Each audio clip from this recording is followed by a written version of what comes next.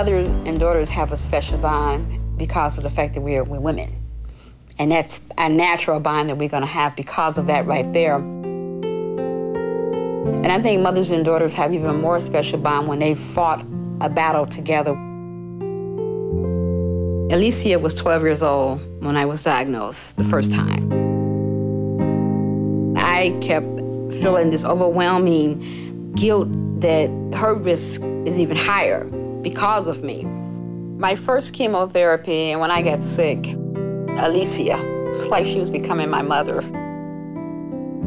If I got up to go to the bathroom, she would be following me. I remember many nights when I was sick and my head was bent over a toilet or whatever, Alicia had a cold towel right there, and she was there to help me. The day that I told her that my breast cancer was back, all that day I kept thinking, how am I going to tell her? And one of the things I kept saying was, don't cry, don't cry. But I did. This was the time that I showed my own fears. I said, Lily, my cancer is back. And she broke down, started crying. And then I told her, I said, it's going to be okay, it's going to be okay. I said, we're going to get through this, we're going to get through this. I said, I know a lot of ladies who cancer come back and they're fine. But she depended on me to keep a sense of humor, to keep a sense of stability. That's sort of funny because a lot of times, you know, when I come in, you know, from work, whatever, when I go, you know, you come in, you like to get undressed and unwind or whatever.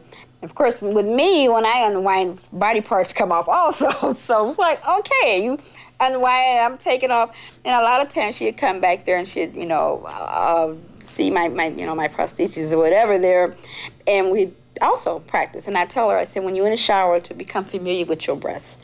I said, don't, you know, be afraid to touch your breast. Know what's going on. Become familiar with your breast.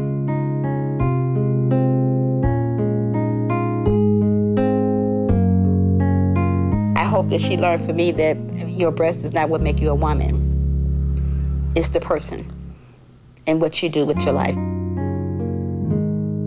I want Alicia to know how proud I am of her. A lot of times she may have thought I didn't know that she was crying. I knew she was crying. And that's why it's important for me to leave a legacy and to let people know that I didn't let breast cancer just take over my whole life. I didn't let breast cancer stop me from being who I am. And most importantly, that I didn't let breast cancer take my daughter's spirit.